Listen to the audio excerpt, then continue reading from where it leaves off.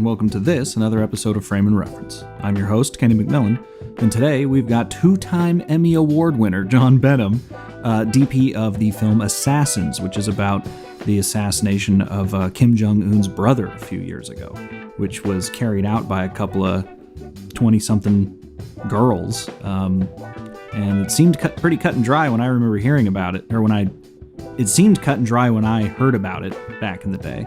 But all is not as it seems, as any good documentary highlights.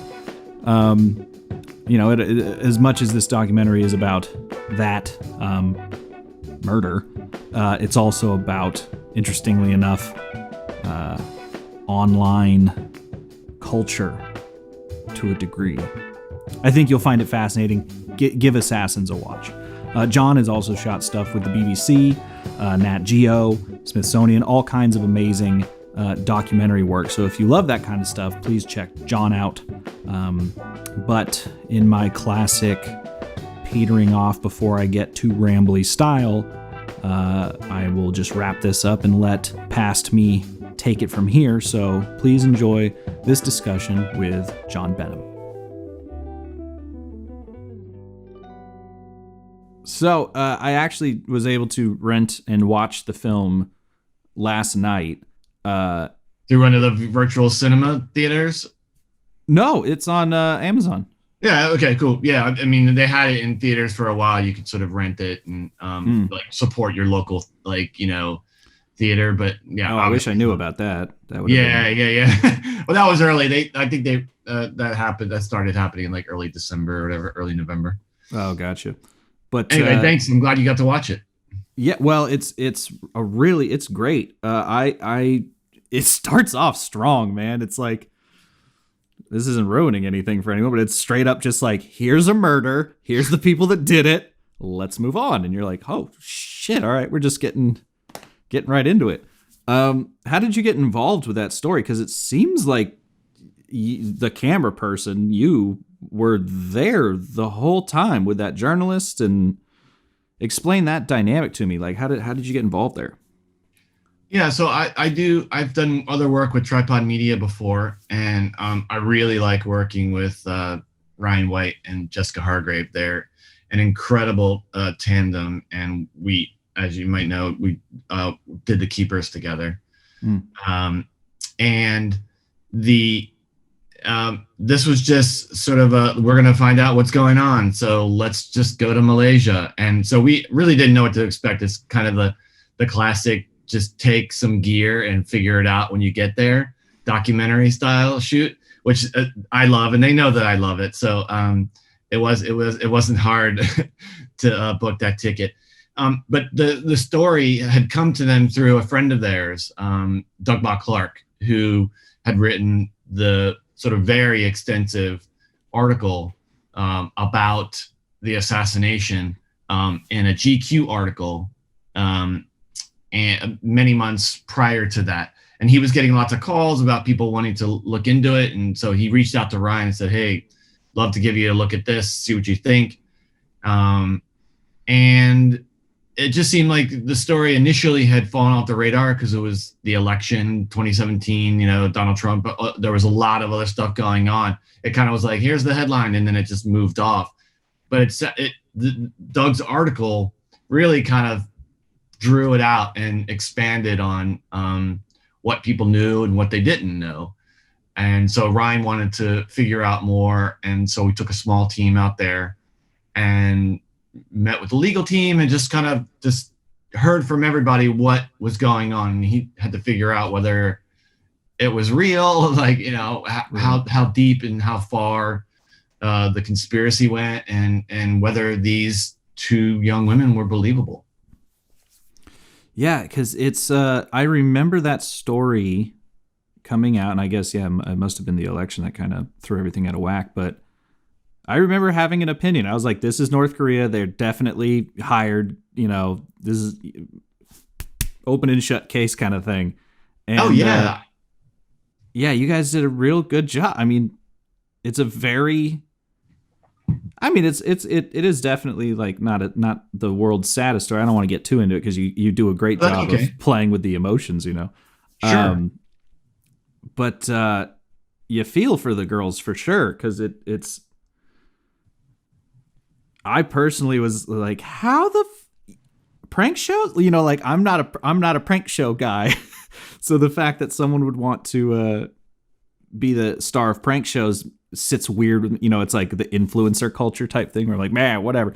But man, well, that's the existential dichotomy, is that when we arrived, I was thinking, I kind of assumed that these were like some badass Kill Bill style assassins, and like they pulled this off, and you know, somehow they didn't get away. But then when I heard more details about how they were arrested, and we saw some of the video, and they were like carrying a teddy bear around. One of them was carrying a teddy bear around in her hotel room.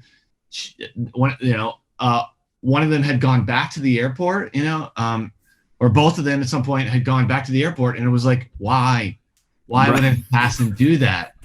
Because I had assumed from the beginning that they were just some accomplished assassins that like did their dirty work in public and pulled it off. But there are too many other little details about their background once you start to learn, right? And that's the whole point of a good documentary is, okay, let's unpack this. So there was a lot of that first couple shoots. There was a lot of unpacking and a lot of determining, you know, what was truth and what was fiction.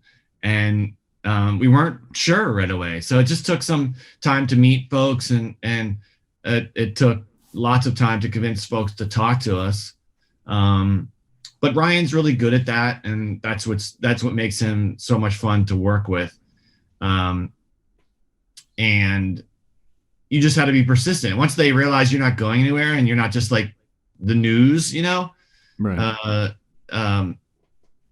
And that you also have the confidence of their legal team, you know, that's big. I get into this quite often, is that you're only as good as a filmmaker, you're only as good as the relationships that you develop and that you nourish and that you sustain through sometimes 2, 3, 4 years of making a documentary. You know, it's not just access, it's how that access is perceived on the end of your subjects as well. And if they see that you're not committed, or they think that you're not fully objective, you know, it could turn bad, and they can turn that access switch off. And so we were lucky, you know, and the legal teams were both really great. Once we started to learn more about the backgrounds of each of these young women, a lot of new kind of things came to light, and we just kind of followed the breadcrumbs wherever they took us. And I feel like that comes through in the film, is that you follow along as the information starts to be imparted to you as a viewer. You're like, oh, okay, if we're talking about this, the next thing you see is like, oh, that person who the police couldn't find, oh, we're with them now, you know. So there's all these little twists and turns that we take you through, and it's very much almost like the chronology of how making the film was. We're kind of following, literally, it almost feels like that's how it was cut. Because I was going to ask, like, did you just go back to all these locations and film B-roll of, like, it's kind of scary how, like, you're like, and this is where the murder happened, and this is where they met, and this is the bar where they were grooming people, and you're just there, and there's no like falderall around it, you know? Well, I mean, look, the location of the assassination was easy. It's an airport, yeah. Yeah. Well, it's not, but it's also not totally easy. You know, they didn't want me just like wandering around. That's why it's nice to have sort of incognito style cameras, or these cameras that have a little bit more low profile. You know, their build isn't as big, and you don't have it on your shoulder. The moment you put cameras on your shoulder in a place like that, it's like, oh, that's the news. Get them out of here. Right. You know. So you just got to be like sort of a little more subtle, and use a camera with a form factor that is more conducive to kind of flying in, getting your shots, and then getting out before anybody realized that anything happened. So there was a lot of that. But certainly there were a lot of other locations that were like, okay, going into a sketchy spot, let's carry the camera in a bag so that we don't tip off everybody before we start rolling. and we looked like just a couple tourists, moving around through the back alleys of Hanoi and Kuala Lumpur and Jakarta. So were you shooting out of the bag, or you just had the bag, would pull it out and then go back? No, I just had the bag like a spy. Yeah. It wasn't like a full like spy in the bag. buttonhole camera, anything like that. No.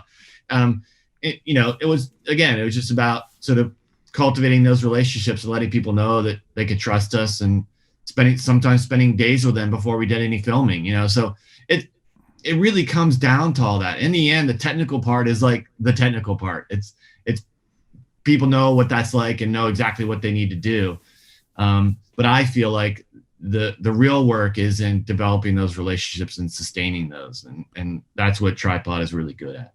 Yeah, I was going to say, there's right through it, there's a credit that I only learned about from parts of, or all of Bourdain's documentary series, and that's the role of the fixer. Can you explain to me what a fixer is and your relationship with that person? Yeah.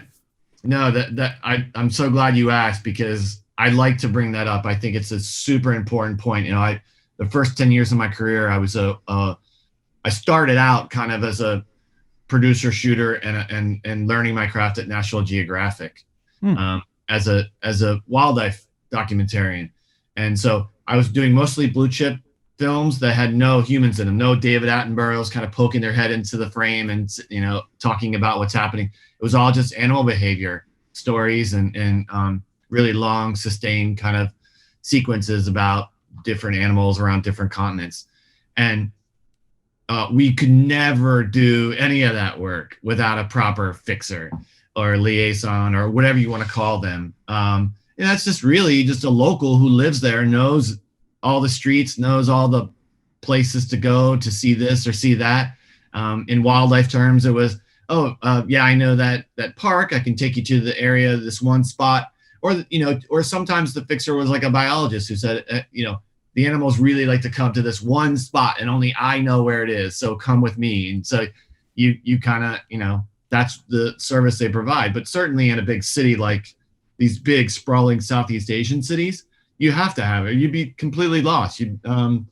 So we had a number of them in different countries, and they're all essential people to a film crew like us, who are just kind of popping over for a couple weeks at a time over many years.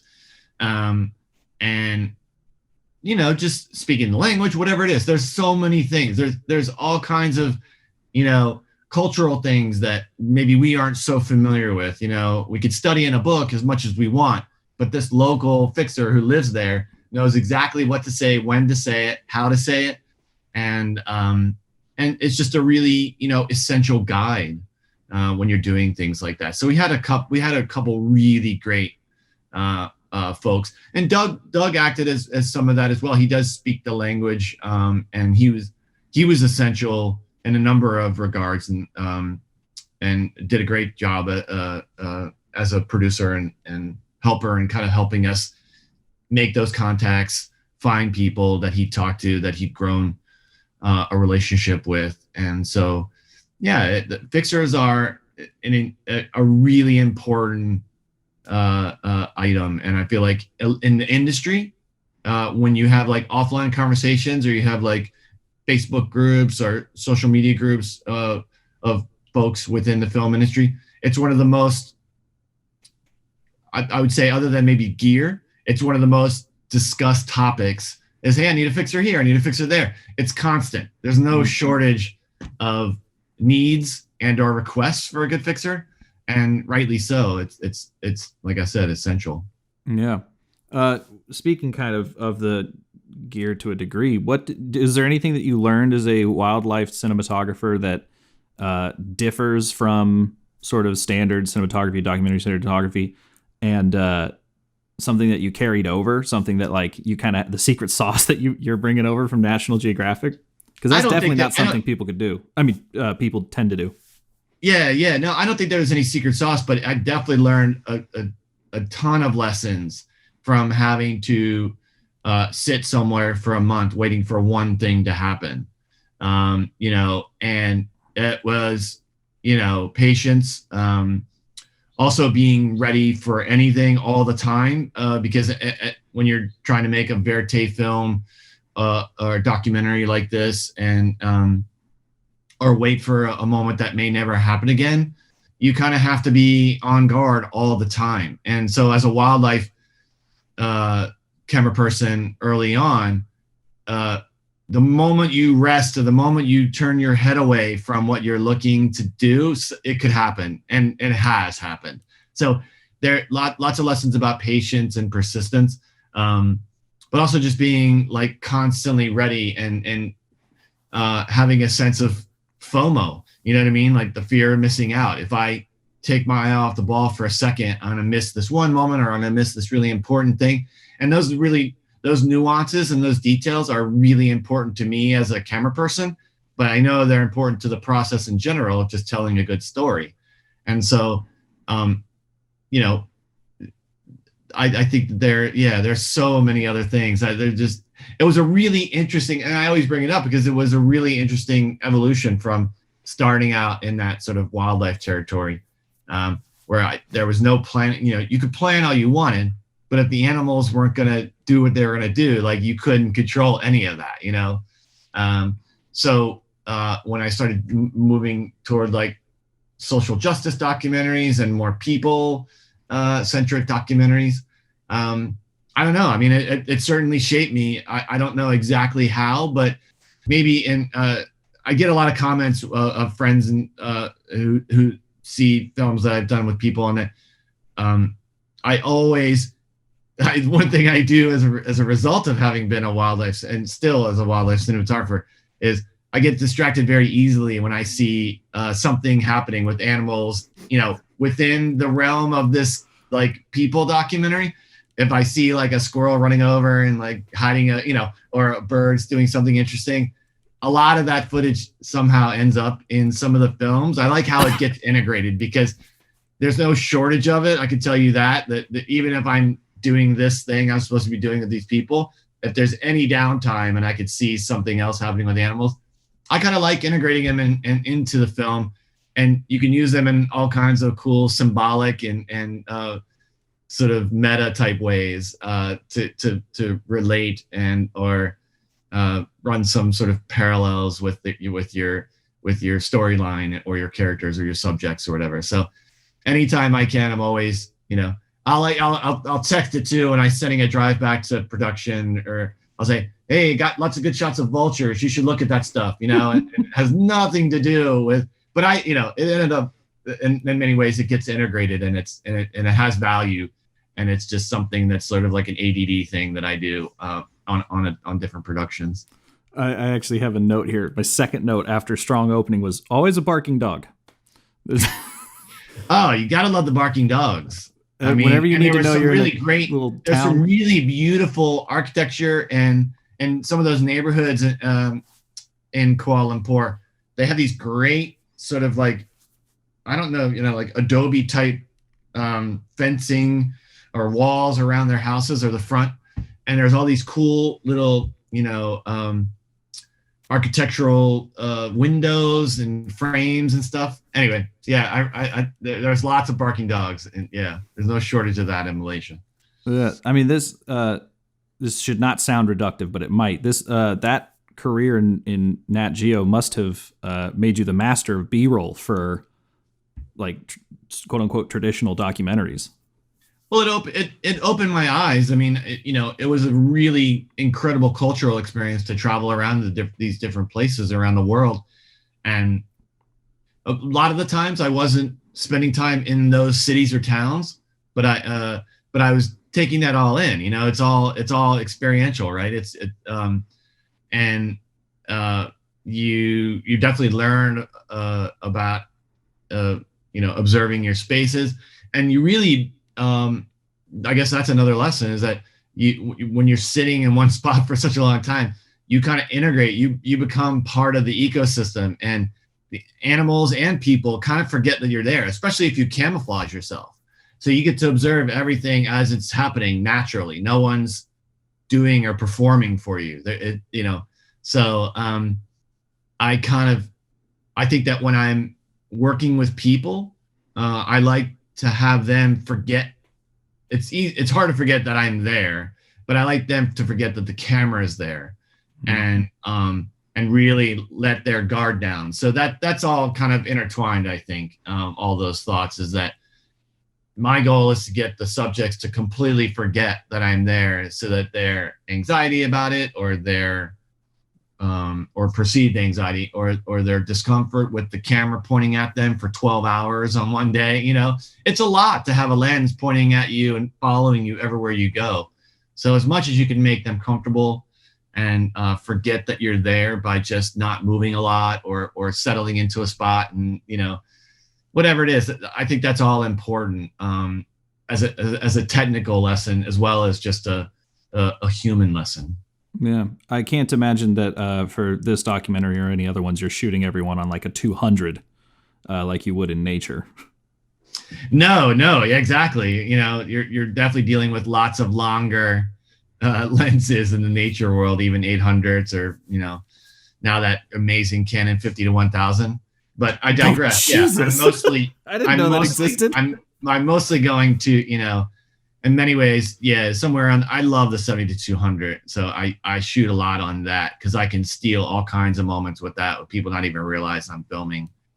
And I do that a lot actually when I am trying to just like capture a couple sort of candid moments with different people, or even people that aren't subjects, just people that are watching or doing something. I'll often roll on them and then look away, and act like I'm not, focused on them, So I do all these little tricks and stuff to try to steal shots of people that think they're not being looked at, but I'm totally filming them. You know what I mean? So totally. The 70-200, in regards to kind of staying camouflaged, have you like painted it, or you just let that big white flag fly? No, I do have camo tape that I put on lenses when I need to, and if I'm doing a wildlife stuff. I know for people, because like in the airport, for instance, like walking around, Oh no, you're right. You're right. No, I just keep it super trim. I'm a minimalist. I like to keep it, real small and strip it down to its like bare bones. But yeah, that's funny. I should definitely think about that next time I'm in a public space like that. But there's so many people in there. As long as I didn't call too much attention to myself, I kind of got in and out of there pretty quickly. Every now and then we would get caught and say, they'd say, off you go to the exit this way.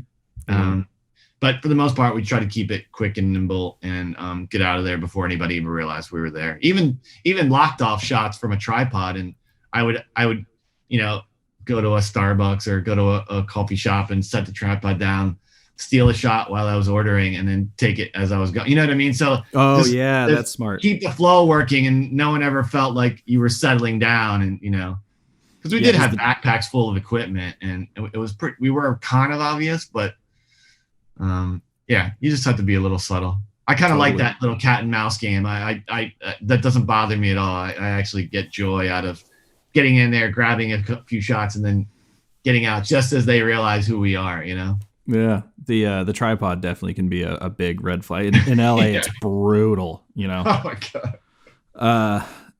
So you were shooting what, C300 Mark II? Yeah, C300 Mark II. Yeah. Ryan shoots as well, which is great. And so we do a lot of 2-camera interviews when we got people to be comfortable. But a lot of our interviews were on the fly or in a car, in a taxi, or whatever it is. So we did a lot of single camera, but C300 Mark II, when traveling light like that, we kind of carried the quiver of Canon L series lenses because they're just easy. And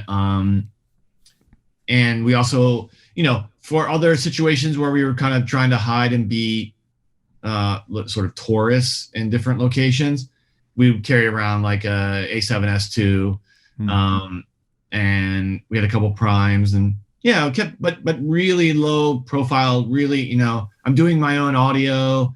There's a lot of other stuff going on, so I'm just trying to travel super light.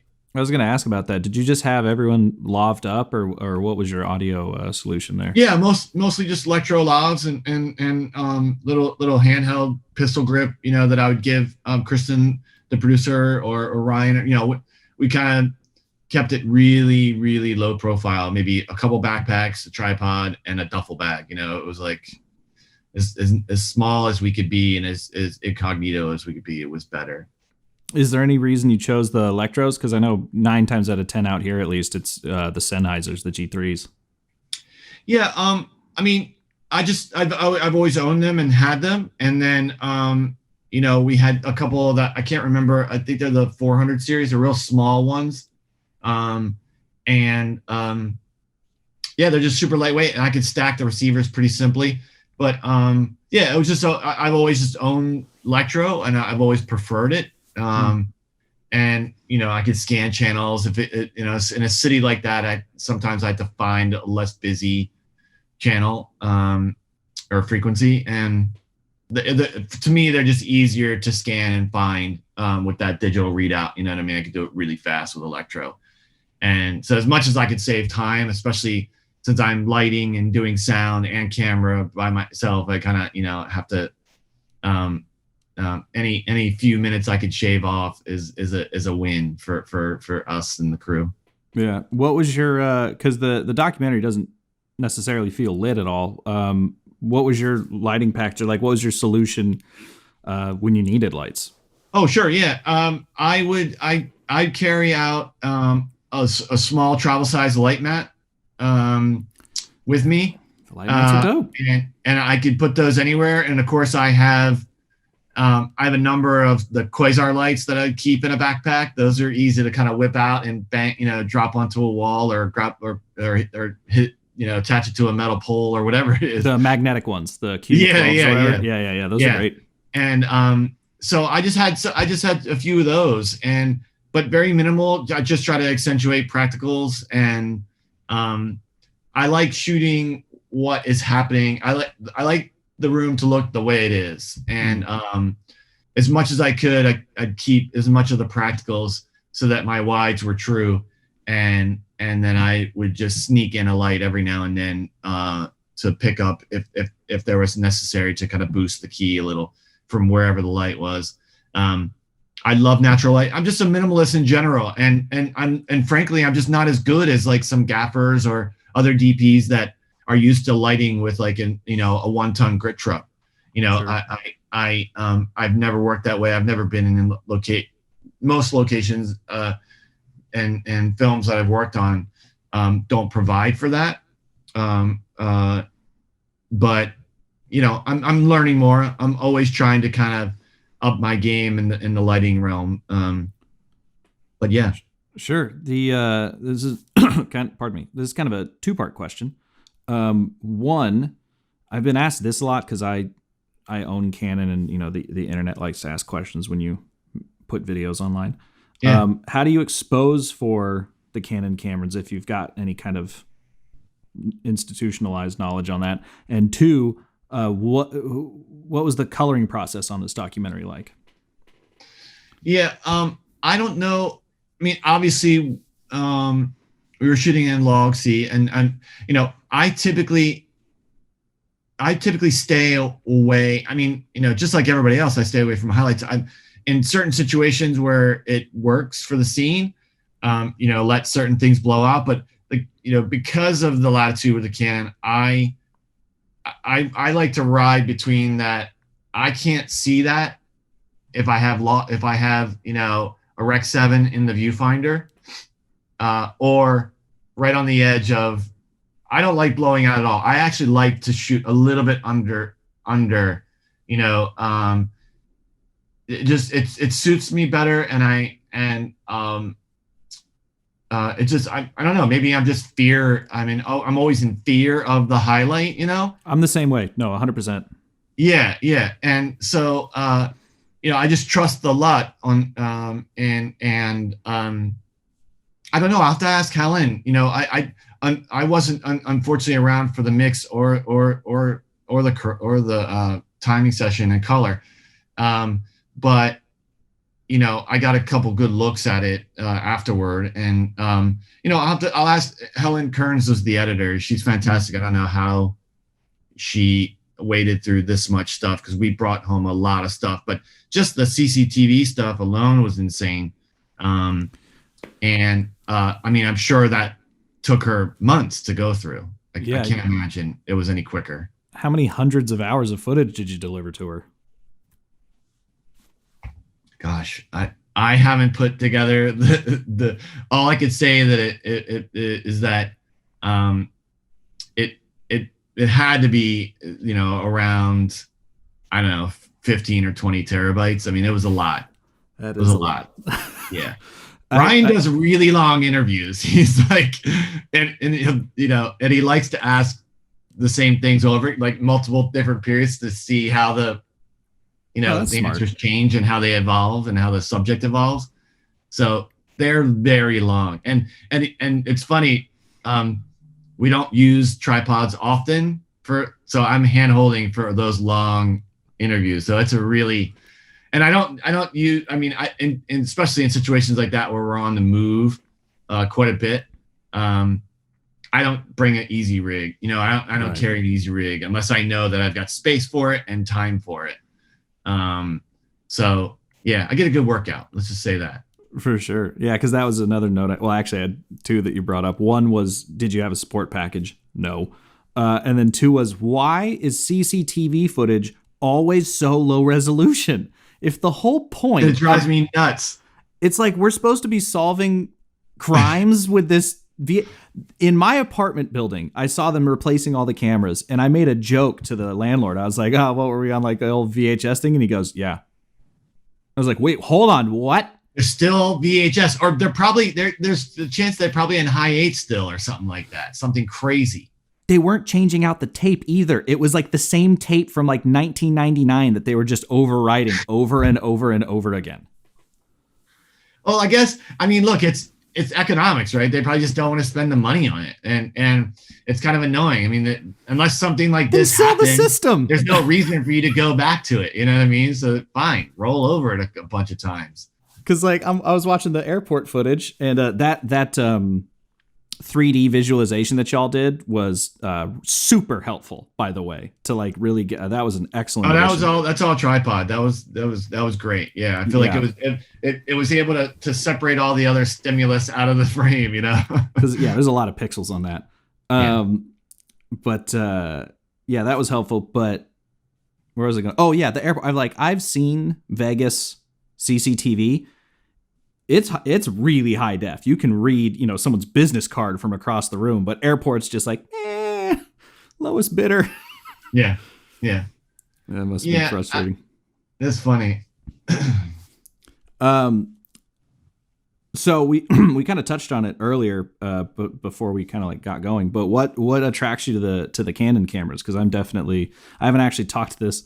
I know Canon's hooked up all these interviews. I haven't actually really talked about it to anyone because most people aren't like real gearheads. But what? Yeah, well, I'm a camera shop rat, so I started. That's where I started before I started assisting, and I'll age myself here a little bit, but I started when there was, you know, when camera shops were still just 16 and 35. So I got a good education on Arri and Aton. I sort of fell in love with Aton just because their form factor was smaller and a little bit more like nuanced, and I just loved, you know, the XDR prod and all their film camera stuff. And so Arri was always bigger and kind of bulkier, and you know, that's fine. We didn't, on the East Coast, we didn't have much Panavision, at least where I was in Baltimore. So I was there during this just before I went to Nat Geo. That's when when it was turning over to digital video and sort of smaller cameras.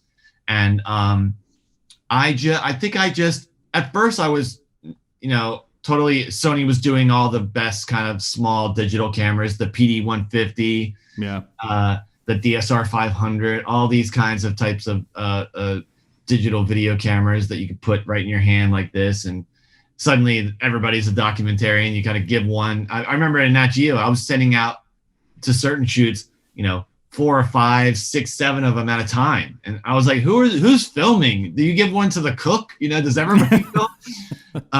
Because I was like their equipment manager for the first couple of years before I started producing. So, but I don't know. I mean, over time, it I was doing a lot of Panasonic, and then when that sort of C300 style camera came out, I definitely thought, okay, this is cool, and I bought a Mark One, a C300 Mark One early on, and I just really liked it. I just really liked the idea of putting it to my eye, and I've never been.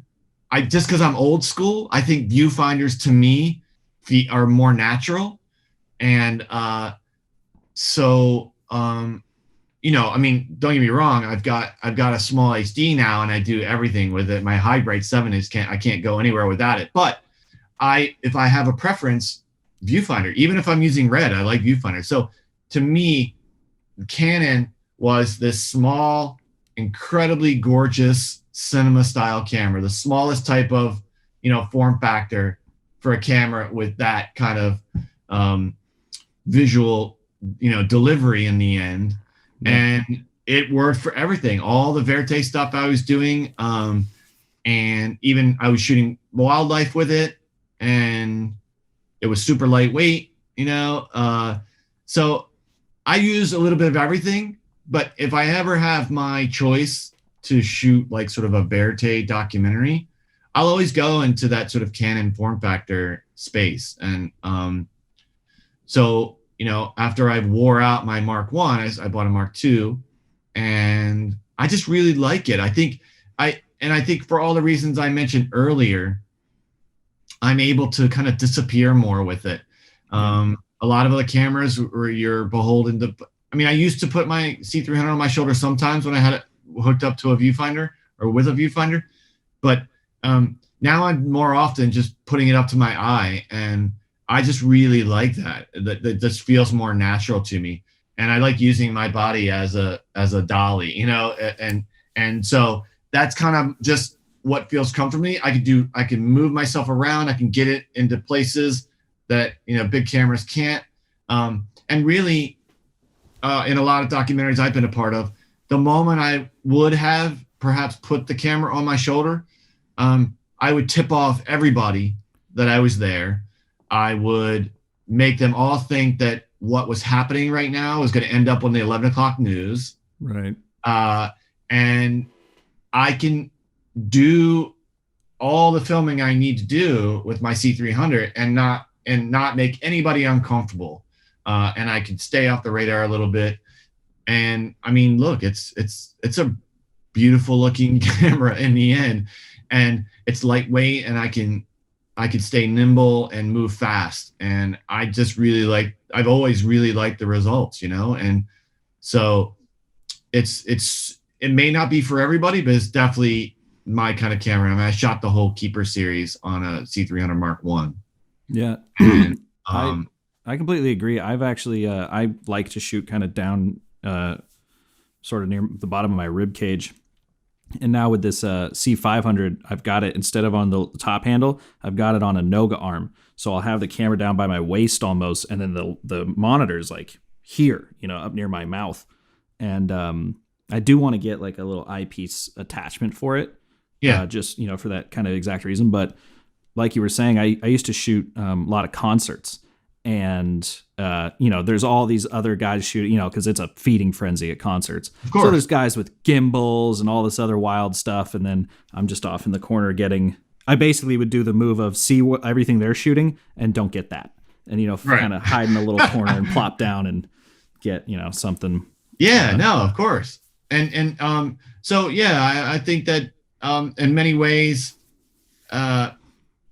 I could just get to a lot of places and film a lot of things much more quickly than with a big, bulky, kind of shoulder-mounted type of camera. I mean, I've seen plenty of people put Canons on their shoulder. That's fine. And they'll drop down the monitor or whatever. I just really have always liked that smaller form factor that Canon accomplishes in their different sort of models and iterations of the C300, C500 kind of family. That's my kind of camera. Totally. And it's probably I would assume like a usability thing too, like with with the Amira, like you were saying. I would rather rent an Amira for even a commercial shoot or whatever, just because it's got all the.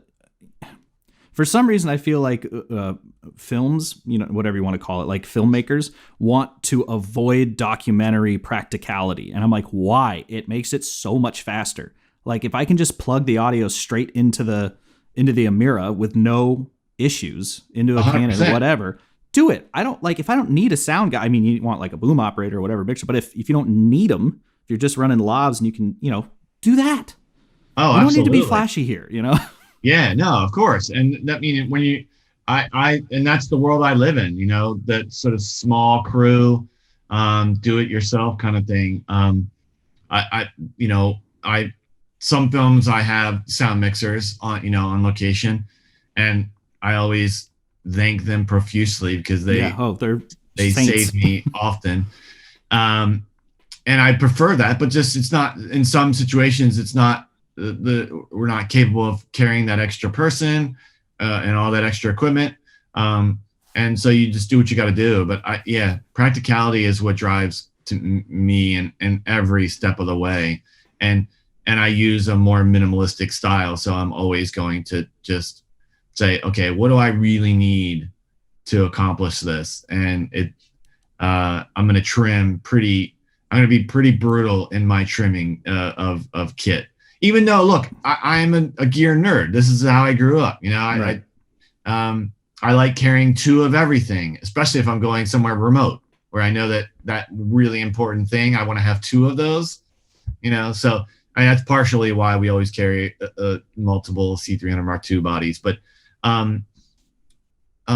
yeah, I like gear as much as everybody, but you have to be brutal in your choices and the way you sort of trim and what you can carry on any given scenario. This is just different. I mean, for me, The Assassins is the type of film that we were in and out of taxis, running around through alleys, looking for people who thought we were looking for people who we thought wanted to talk to us, and then they changed their mind at the last second, and we had to kind of find out where they went and where they went to hide. There's a lot of little extra things going on. And can you imagine having to move like multiple giant anvil cases around, right, full of stuff, trying to do this? It's just not practical. It's not necessary. A caravan of vans. And it would kill you trying to get from point A to point B to point C, in any given moment. The moment would be gone, and you'd still be carrying the cases to the taxi. You know what I mean? So if you couldn't put it on our shoulders, or you couldn't hold it in your hand, we just didn't take it. That's fair. I mean, these days especially, it's like that's much easier to do than in the past. What, speaking of gear, because like I said, not a lot of the DPs I've interviewed have necessarily been gearheads, and I am. Is there anything out there that's kind of exciting you right now? Any like stuff on the horizon or stuff that just came out that you're kind of stoked on? I haven't. It feels like the Komodo came and went. Yeah, well, yeah, and I was on an Under Armour set where we used the Komodo and a couple other things, and they did great stuff with it. But we were shooting on the Phantom, and it was sort of like one of every camera on location. But I honestly haven't been paying a whole lot of attention to like the lead up. I've talked to some of my sort of serious nerd friends every now and then and ask what's happening with Arri or what's happening, with Canon. And my most recent colleague told me about his experience with the C500 Mark II, and I've just been sort of obsessing about that and figuring out when it is that I'm going to pull the trigger on that, and how to do it. I mean, the media changes, everything is changing, batteries, etc. So I just got to figure it all out. But right now, I'm pretty happy with what I have, and I try not to get too much. I try not to go too far down the gear rabbit hole and get too greedy. But I wouldn't say there's anything specific right now that I'm obsessing over, other than maybe trying to pull the trigger on that C500 Mark II. I will say it's my favorite camera by far, I've talked about this before. I'm friends with a rental house down here, and we did a test between the LF, the 500, the FX9, and the Venice. And wow. And in my opinion, the C500 won, real close tie with the Venice. I really love the Venice, but it's smallish, but Okay. really it's more a production camera. C500's so tiny, so light, it does everything. Venice, classic Sony, you gotta like buy all these upgrades unless you're renting. Hopefully they've included them. But especially like compared to it was the mini LF. Not a lot of features, lens, battery.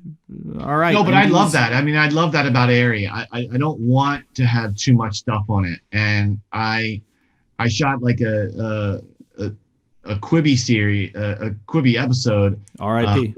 With an Arri LF. Yeah, the former Quibi episode. With an Arri LF. And I loved it. I mean, it's gorgeous for sure. Yeah. A close friend here in Baltimore owns it. So I have a good direct source for it when needed. But I'm kind of that. I am the all-purpose camera person who the right camera for the right job. And so in 1 month, I might use 5 or 6 different cameras on 5 or 6 different jobs, and I'm totally fine with that because that's because it's a comfort level that I have from working in a camera shop. Like it doesn't bother me, like I kind of like it. It kind of keeps it fresh and like, oh, okay, now I can do this with that. And but they're all so nice now. What's that? They're all so nice now. Like you don't. Oh yeah. It's all about ergonomics and kind of usability more so than the image. The image is always good at this point. 100%. I mean, I'm not the type of person that's going to stand there and like scream from the mountain that you have to use this camera only forever. It's the best, because I just don't believe that, Oh yeah. I hate the best. Yeah, quote, exactly. unquote. I don't think that camera quite exists. Yeah. I will say the one thing that is a slight knock on the C500, but it's kind of just the future, like you were saying, is those CFast or the CF Express cards. They're expensive. Yeah. I was sad to see that we went from the CFast so quickly. They're great. I mean, offloading basically a terabyte of footage in 12 minutes, 20 minutes is like insane. Yeah, I mean, and is that like to solid state 12 minutes? Yeah, I wrote an article about it. But I believe, one 512 card I was probably offloading in 8 to 12 minutes. That's pretty amazing. That's pretty impressive. So even if you just had one card, like if you only could afford one for some reason, that would not be smart. If you got two, by the time you've loaded one, hand it off, they'll dump it and give it back to you before like you've got 2 more takes, Right. Right. So that's definitely a plus. Gotcha. We're kind of coming up on the end. What other notes did I had? I had a bunch of them. Sure. The one, this is kind of a little aside, but when he's showing the initial prank video on the laptop and he goes, "Is it funny?" And the guy goes, "Yes." I watched his lawyer happen. Because if he said no, that ruins his entire case. I wouldn't say it ruins his entire case, but it definitely is indicative of his, I don't know, his expression of empathy or his expression of like, okay, yes, this, to me, it was very much a very simple cultural moment where this is a guy who like almost barely understands how to log into YouTube. Much less understand the comedy of millennial YouTubers, So, he's just old school. These guys never grew up with any of this stuff. This 21st century digital stuff is totally foreign to them, and so it's actually really funny to watch him. It wasn't to me. It wasn't so much he was asking his lawyer self to say yes or in the affirmative that someone. It's funny or not, but it was almost like he really doesn't know if it's funny or not. Yeah, I'm sure he doesn't find it funny that this jokesters like pouring, they're pouring stuff on people's heads and then saying sorry and running off. Well, the clip he was showing too was just them playing with like a toy. Like it did. Oh, right.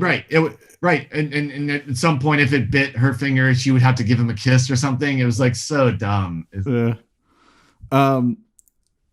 Hard shift, because now I'm looking at my notes. The sort of last line in the film is the subject. I can't even remember my friend's name, so I can't remember her name. Okay. But the world is not pink. Oh yeah. Brutal. Oh, yeah. I mean, you right away, as soon as you heard her say that, it was so sweet. And so, and I feel like you could go on through a lot of the film, no matter how you feel about each of the young ladies. You could go all the way till the end, till somewhere around that line, and still not be sure about their guilt or their innocence, Yeah.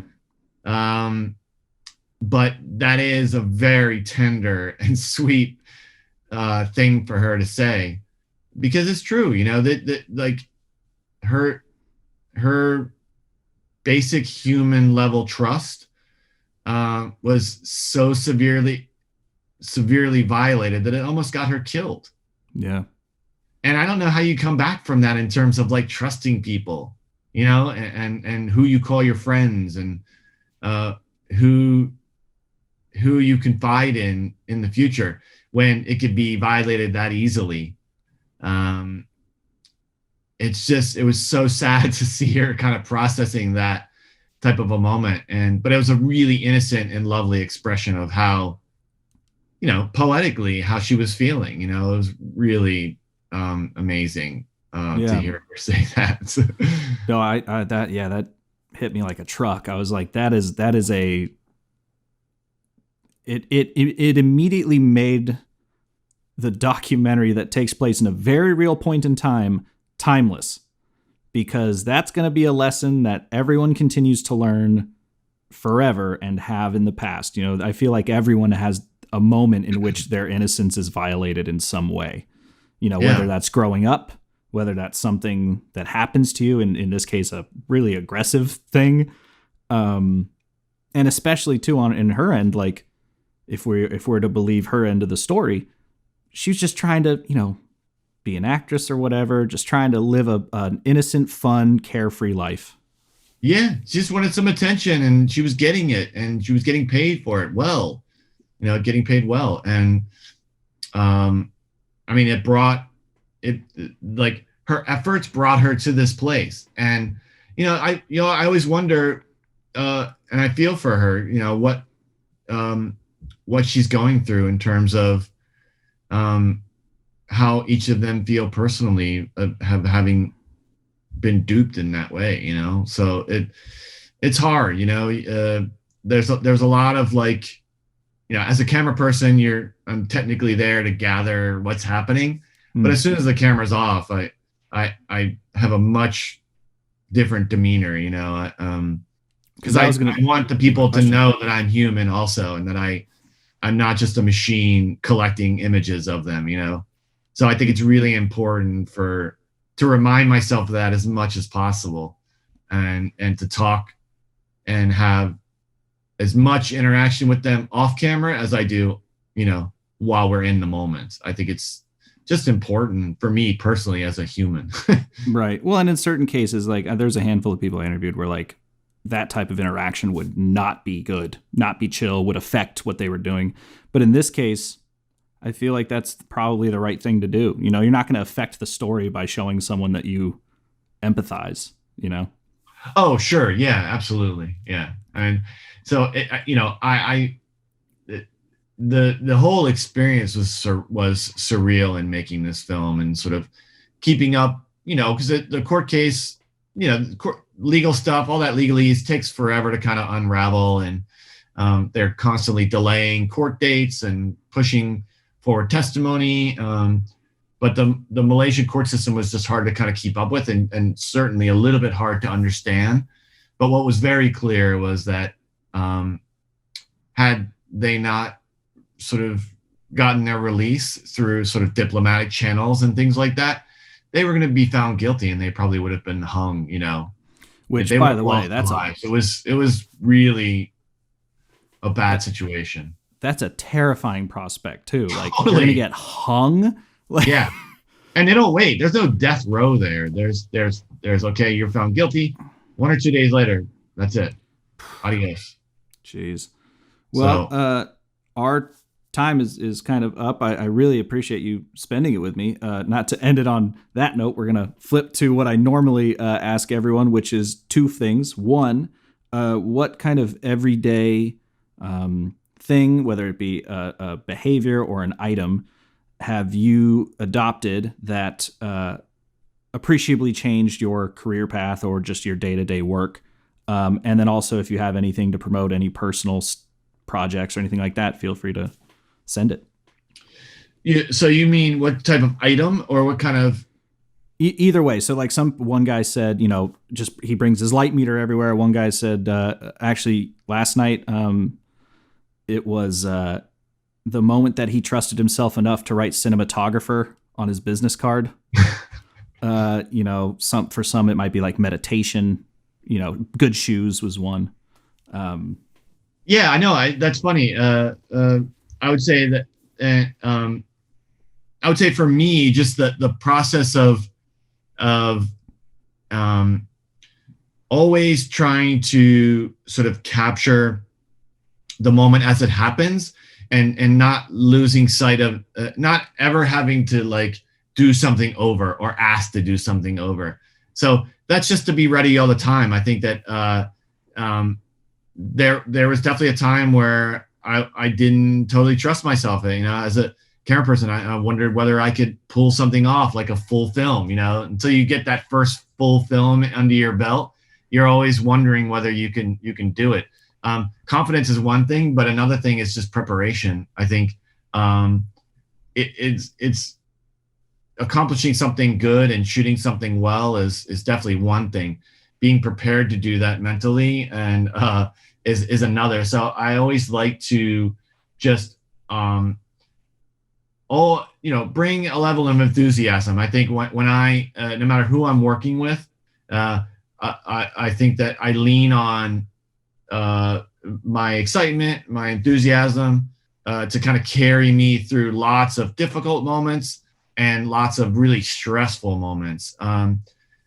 Because when you're working with a small team, the way I do on documentaries, one person can affect the other two or people quite easily. And so I think just I always tell, when I talk to students, I always say to make yourself indispensable. Learn how to do a lot of things. You can be a master of one, or I think it's important to be able to do and wear a lot of hats, and not just get stuck into doing one thing only. In fact, I think that makes you a better cinematographer or a better DP if you're able to kind of take in all of the elements around you and not just be stuck in lens world only. Sometimes just creating a good vibe with your subjects and with your team is way more important than figuring out how to accomplish some masterful establisher shot or something like that. So I don't know. My big thing is I just like to figure out how quickly within whatever given scenario I've been thrown into, how I can quickly establish a rapport and express myself creatively and with enthusiasm, so that people know, oh wow, this person is like really excited. They're really open to me. I like to just make people feel comfortable and settled right away, and also just make them feel that this is that what we're about to do, or this project that we're embarking on together is super important to me. Because I feel like if they don't get that first impression that you're committed to what is happening, they're always going to be in the back of their mind thinking, is this person even really want to be here? Am I, so I like to just create conditions where, and maybe that's my anti-conflict trait kind of affecting me a little bit, but I just like to get on with people like right away, and sometimes, you know, show up somewhere. And this is a big thing, I would say, is that when I do show up to a location or show up to meet subjects, I tend to not like to carry any gear in my hands. I like to just come as I am right away and not look like I'm here to get something day one or moment one. So I like to leave the camera stuff in the car or whatever and show up as I am, just as a basic human looking to make a connection with another human. And that's tended to work for me. And that I think it makes the subjects feel like I'm not trying to commoditize them. I'm not trying to figure out from the moment I met them how to get a good shot of them. You know, the camera stuff comes later, but the human emotional relationship comes first for me. And I think that that's made my job as a camera person a lot easier, because I tend to feel like establishing that rapport early on makes them more open to allowing me to get things that maybe they wouldn't normally have allowed me to get because they just weren't totally open to me or weren't, you know, totally on board with my presence. So yeah. That's sort of a bit of a meta thing, but it relates to what you're able to do later in the process. No, meta things are perfect. There's a lot of guests are always like, sorry to go off topic. I'm like, dude, I am the king of off topic. Let's go. No, thank you for that. I appreciate it. And your second question was any personal projects or anything you want to promote or any of that kind of thing? Yeah, no, I mean, I'm working on a few films, and I'll just tell you about two of them. One is a documentary that I've been working on for about 7 years called Rocket to Venus. And this is it's just a documentary that's taken a long time to kind of unravel, because there's a lot of mysterious characters and information that's been hard to find. But the log line is essentially, it's about these three guys from Baltimore who grew up in 1928. They came to build a spaceship in the garage of one of their homes, and their goal was to fly that spaceship to the planet Venus. And it is quite a really amazing tale. And this is real stuff, true story. There's newspaper clippings of the ship and everything. And I, have always wanted to unpack that. So I have a really great group of friends who are kind of tracking down the mystery vehicle, the spaceship itself, as well as the mystery characters and these sort of like pioneering astronauts that started this process. So that's kind of out there. You can find out some information about it. There's a really great Washington Post magazine article written about it last year that you could find about Rocket to Venus. And then the other film I'm working on, which is in process, almost done principle, is a documentary about the life and times of Billy Ray Cyrus. Okay. This is a really wild film that we started to make in the months prior to the explosion and dropping of the remix of Old Town Road with Billy Ray Cyrus and Lil Nas X. Right. So it started out as this sort of traditional documentary about a really iconic, interesting cultural kind of icon and but really cool musician, Billy Ray Cyrus. And then it turned into this amazing, wild kind of very present and active verite type of documentary about, this sort of lightning striking twice for him in this Old Town Road. I mean, he's done a lot of music, but I think everybody remembers him for Achy Breaky Heart, and a lot of people mischaracterize him as a one-hit wonder. But then you had this smash success of Old Town Road, and there he was again doing his thing. And so there's this great parallel between that old world achy breaky kind of roller coaster ride and this new roller coaster ride that he took with Lil Nas X on the Old Town Road. So I think it's going to be really exciting to remind people about what a crazy thing that Old Town Road was, but it'll also kind of take you into the archives of Billy Ray's home movies and what it was like for him just to kind of grow up as this sort of famous dad who now has a bunch of other famous kids, and what that family life was like. And it's been super fun to do, and I cannot wait to share it. Yeah, no, those both sound great. I'm really excited for Rocket though. That's like right up my alley. Okay, well, yeah, you should dig into it, and I'll definitely keep you in the loop about that, and maybe we can talk about that another time. Please, yeah. Well, once again, thank you, and that's the end of that. Frame and Reference is an Owlbot production. It's produced and edited by me, Kenny McMillan, and distributed by ProVideo Coalition. Our theme song is written and performed by Mark Pelly, and the F&R Mattbox logo was designed by Nate Truax of Truax Branding Company. You can read or watch the podcast you've just heard by going to provideocoalition.com or youtube.com/owlbot, respectively. And as always, thanks for listening.